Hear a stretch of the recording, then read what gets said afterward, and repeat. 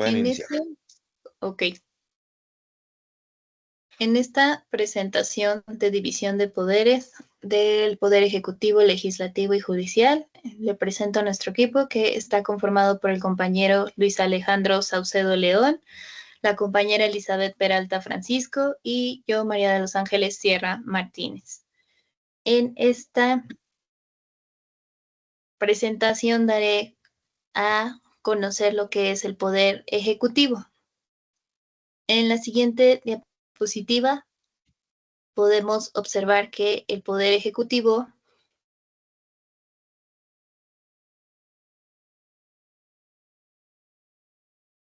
es quien encabeza el Poder Ejecutivo, pues está por el presidente constitucional de los Estados Unidos mexicanos. El presidente es elegido mediante elecciones directas cada 6 años y no puede ser reelegido. Según el artículo 89 de la Constitución Federal de los Estados Unidos mexicanos, las funciones del presidente incluyen promulgar, ejecutar leyes aprobadas por el Congreso, dirigir la esfera administrativa, nombrar funcionarios de la Administración Pública Federal y dirigir la política exterior del Estado, así como conducir la administración pública. Las facultades que tiene el presidente es de nombrar a sus colaboradores más cercanos, que son los secretarios del Estado y el Procurador General de la República.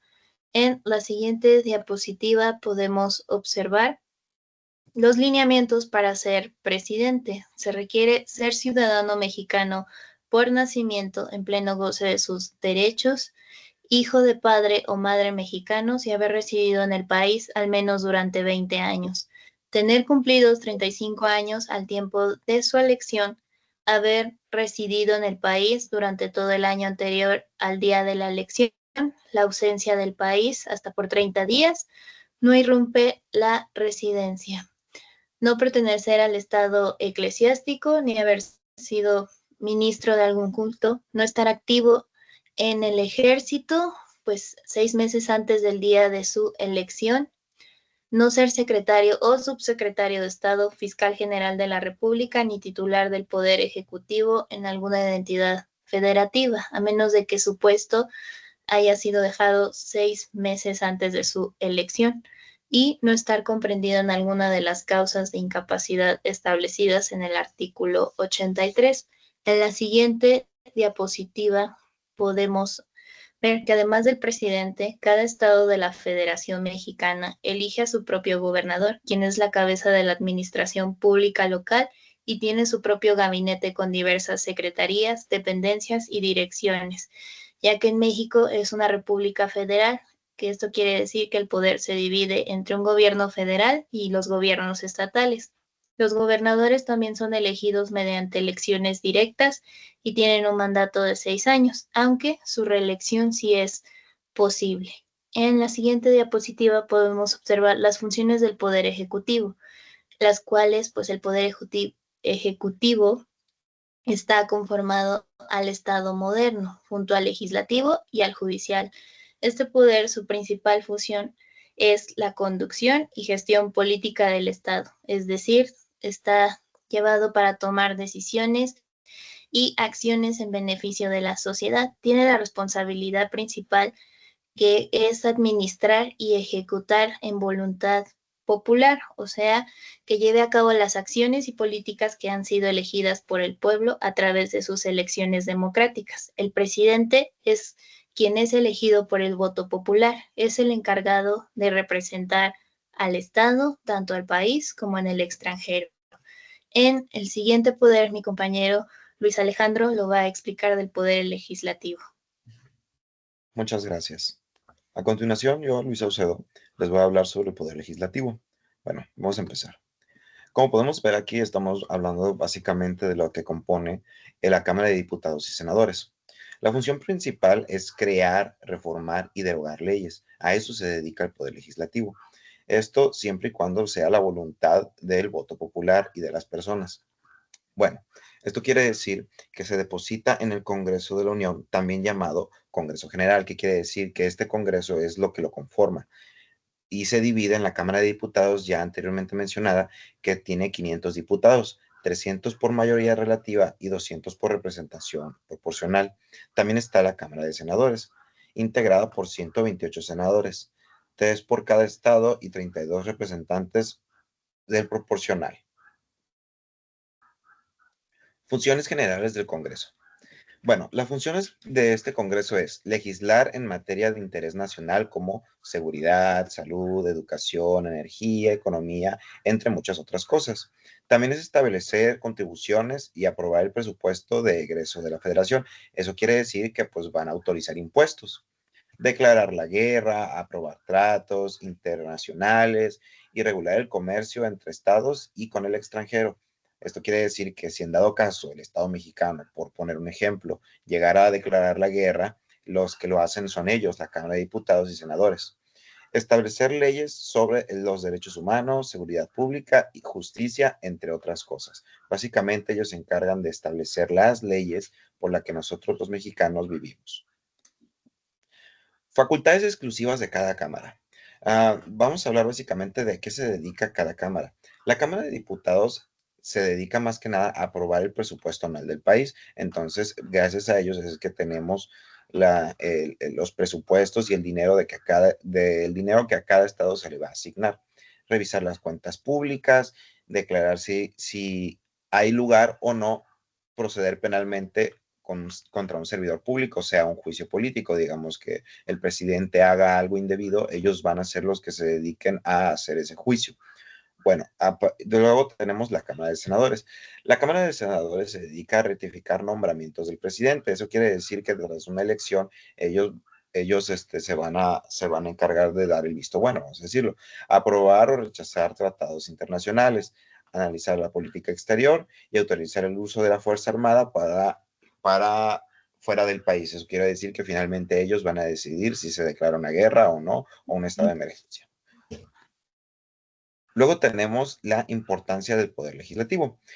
Bueno, es un congreso del poder, es un contrapeso del poder ejecutivo.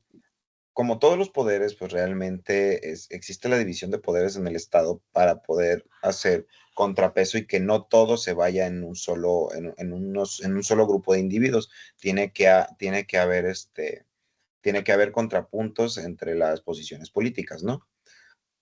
Representa pluralidad política a través de sus miembros electos. Eso quiere decir que los diputados y los senadores son prácticamente representantes de la población general.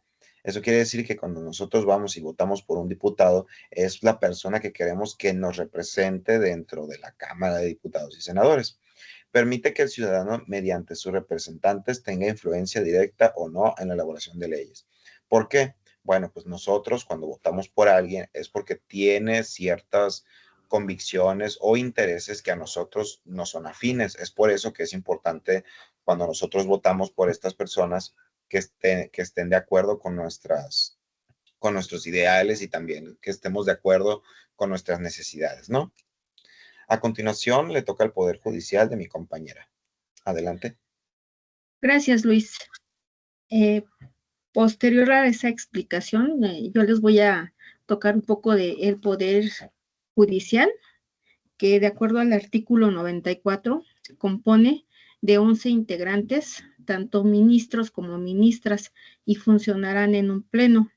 Su presidencia se renovará cada 2 años de manera rotatoria, asignándose a quienes obtengan la mayor votación en la elección respectiva, como la que acaba de pasar la semana pasada, el 1 de junio.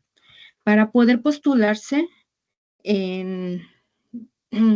como un ministro o ministra, debe de ser de nacimiento mexicano, debe de tener la licenciatura concluida con un mínimo de 8 de calificación e incluso se le piden 9 para un cargo en específico y no haber estado remitido en el reclusorio, ya sea por robo, fraude, falsificación, abuso de confianza u otra sanción que lastime seriamente la buena forma del concepto público y además de haber residido en el país durante los 2 años anteriores y tener una buena reputación.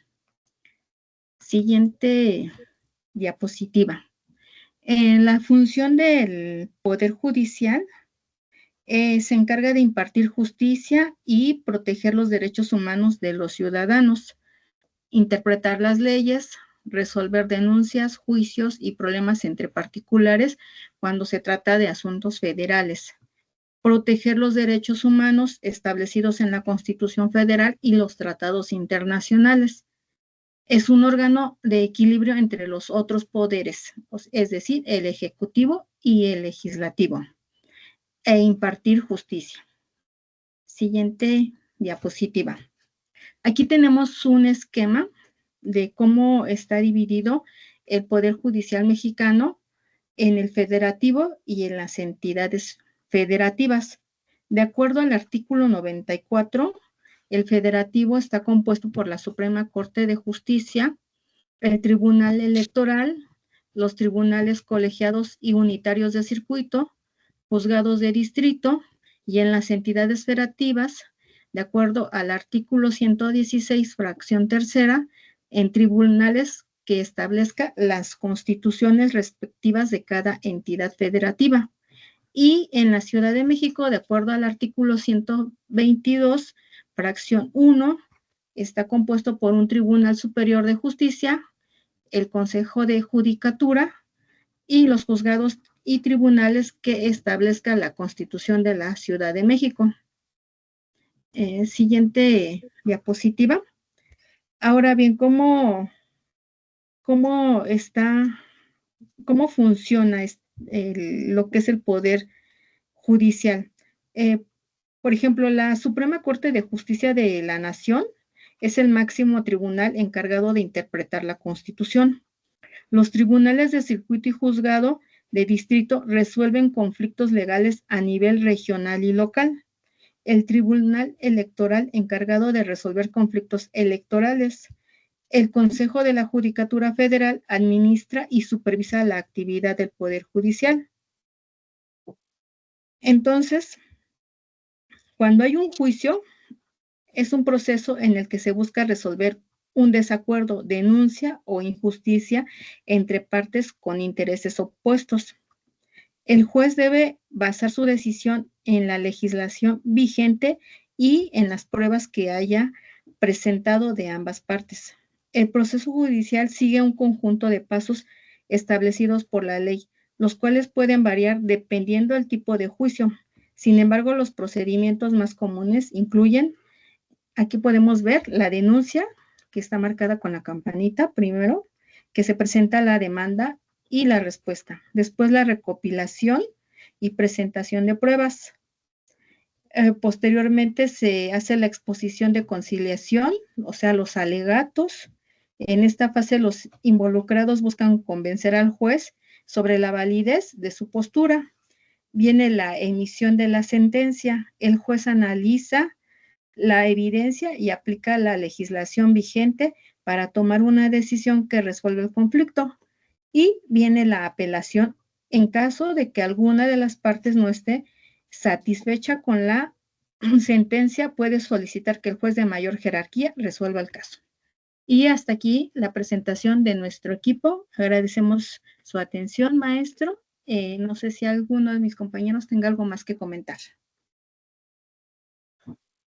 Por nuestra parte sería todo. Muchas gracias. Hasta luego, gracias.